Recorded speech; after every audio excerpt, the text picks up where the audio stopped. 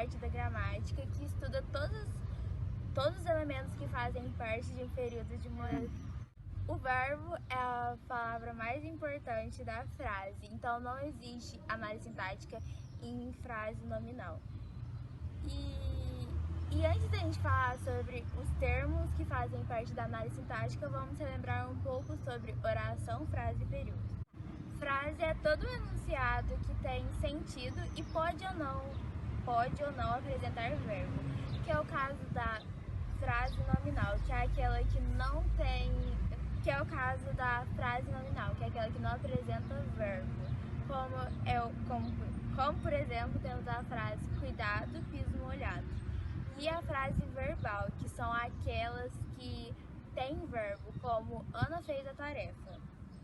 Já a oração é todo enunciado que tem verbo. O importante é o verbo e não precisa fazer sentido. Como, por exemplo, temos João fez a tarefa. E o período é a junção de frase mais oração. E ela precisa ter uma ideia completa. E existem dois tipos de período. Um é o período simples, que é aquele que apresenta um verbo. Como, por exemplo, João comprou um carro. Ou João irá comprar um carro, que é uma locução verbal. Já o período composto é aquele que apresenta um ou mais verbos.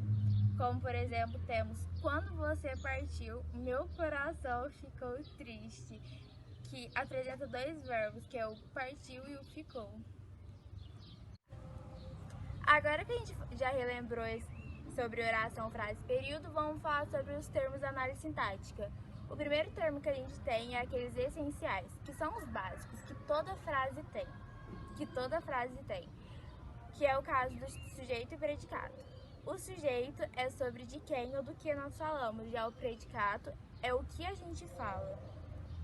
O segundo termo que a gente tem são aqueles integrantes, que servem para completar o verbo, que é o caso do complemento nominal e do complemento verbal. E o último termo que a gente tem são são os termos acessórios, que eles não precisam ser utilizados, mas eles servem para determinar, caracterizar ou explicar o verbo, que é o caso do adjunto adnominal, o adjunto adverbial e o aposto. Agora vamos falar sobre os tipos de sujeito. Temos o sujeito composto, que é aquele que apresenta dois núcleos, como é o caso de Carlos e João saíram. Carlos e João são os núcleos do sujeito. E também temos o sujeito oculto, que é aquele que não deixa explícito quem é a pessoa, mas pelo fim do verbo já dá para saber quem é o sujeito, como por exemplo, perdi meu tênis. Não fala quem perdeu, mas a gente sabe pelo verbo conjugado perdi que foi eu que perdi. Também temos o sujeito indeterminado, que é aquele que não se fala ou não se quer falar quem é o sujeito. Como por exemplo, temos dois casos. O primeiro caso é quando o verbo está na terceira pessoa do plural, como roubaram meu carro. A gente não sabe quem roubou, mas a gente sabe que roubou. E o segundo caso é quando o verbo está na terceira pessoa do singular, e com o pronome se, como por exemplo, vive-se bem aqui. A gente sabe que alguém vive, mas a gente não sabe quem. E o último tipo de sujeito é o sujeito inexistente, que é aquele que não tem um sujeito que faz a ação. Temos 4 casos. O primeiro é o de fenômenos naturais, como, por exemplo, choveu muito ontem.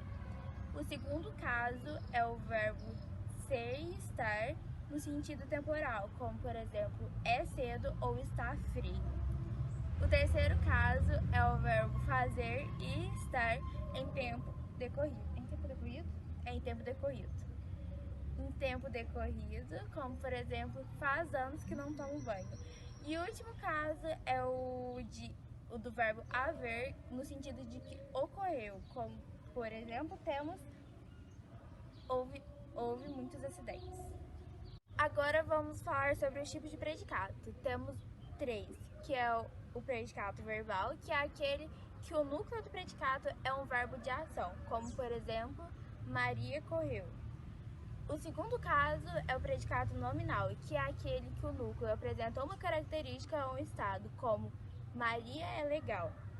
E o último caso que nós temos é o predicado verbo nominal, que é aquele que tem dois núcleos, um que apresenta um verbo de ação e o outro que o